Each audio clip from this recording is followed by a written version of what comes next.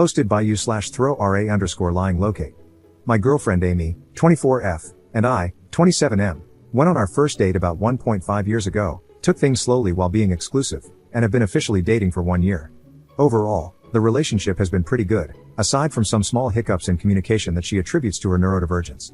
Amy isn't great with texting, which I initially thought was a red flag until I found out she's like that with almost everyone, including most of her friends and family.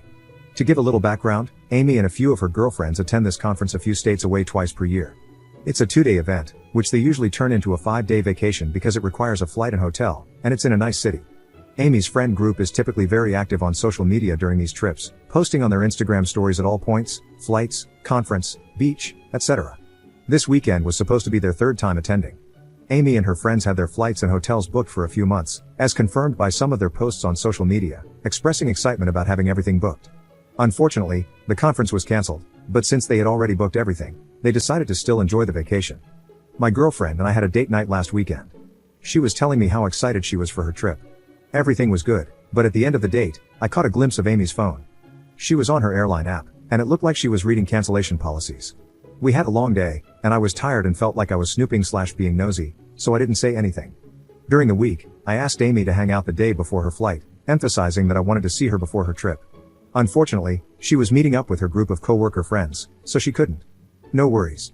On the morning of her flight, I texted her, wishing her a safe flight and a happy trip, and she liked my message. We haven't talked since. As I said, she's not a big texter, so we usually don't text much besides planning dates and in emergencies. I figured she was on her trip, so I haven't texted to plan a date. Now on to the main issue.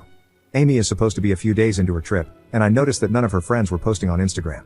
I thought that was weird because they usually post a lot, but I shrugged it off. That was until tonight. Amy started posting videos of herself at a show.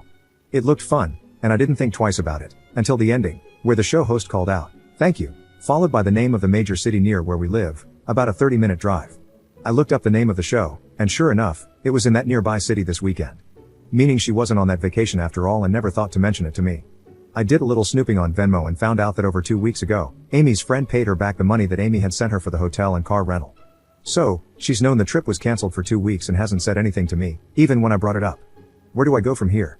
I feel like I'm suddenly spiraling, overthinking everything lately to see if I've missed any signs.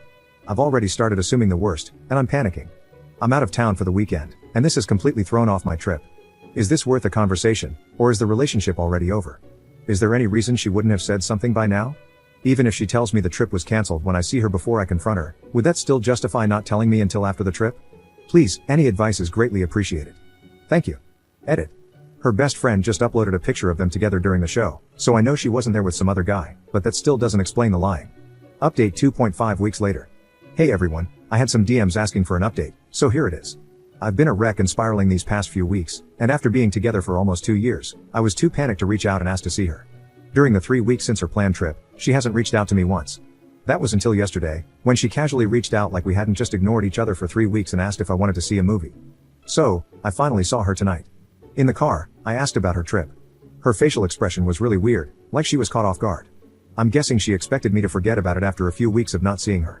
She just said, it was okay, which instantly confirmed my suspicions. I asked her what she had done, and she said she went to the conference for 1 day, which, as I mentioned in my last post, was cancelled, and then went to a show before returning home the day after I made my original post.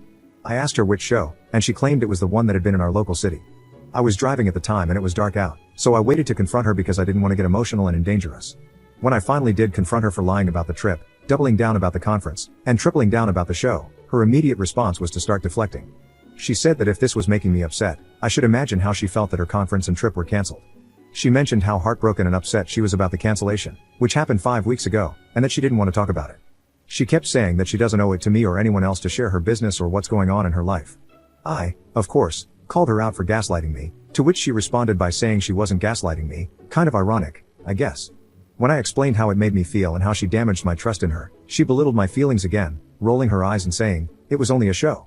This conversation ended up opening up a much bigger issue in our relationship that I hadn't mentioned in my last post, maybe due to denial. Generally, Amy treated me really poorly throughout the relationship. She was hot and cold, put zero effort into communication, and it never felt like she made me a priority. She gave me no affection or compliments, despite gushing over male celebrities all day. She made little effort to connect me with her family and friends. We've talked about all of this a few times, and she would always say she was overwhelmed, with some new excuse each time, and promise it would get better. I would cave in and agree to work through things. As expected, things never got better. This time was the same. She blamed a new job for being overwhelmed, and that's why she's been so distant. But this time was different. I guess her blatant lie to my face, combined with your comments in the back of my mind, gave me the strength to finally put my foot down. I broke up with her then and there. She kept begging me for one more chance, asking me to think it over for a few days, saying she cares about me and didn't intend to hurt me, all that nonsense. But the whole time, I was the one bawling, and there wasn't a single tear on her face. It really broke my heart to end things, but I've also grown to hate myself for putting up with her treatment for so long. I'm hurting a lot right now, and I'm scared to get back into the dating world after 2 years of aging and some weight gain. I really loved her with every bit of my heart, and I'm terrified to picture my life without her. I really want to call her up and give her one final chance to make things right, but I know I'd never forgive myself if she didn't change and broke my heart again. I'm hurting badly, and I could really use some words of encouragement right now. Thank you all. Commenter. Op said she is neurodivergent, and I'm finding a lot of people using this as an excuse to treat others poorly.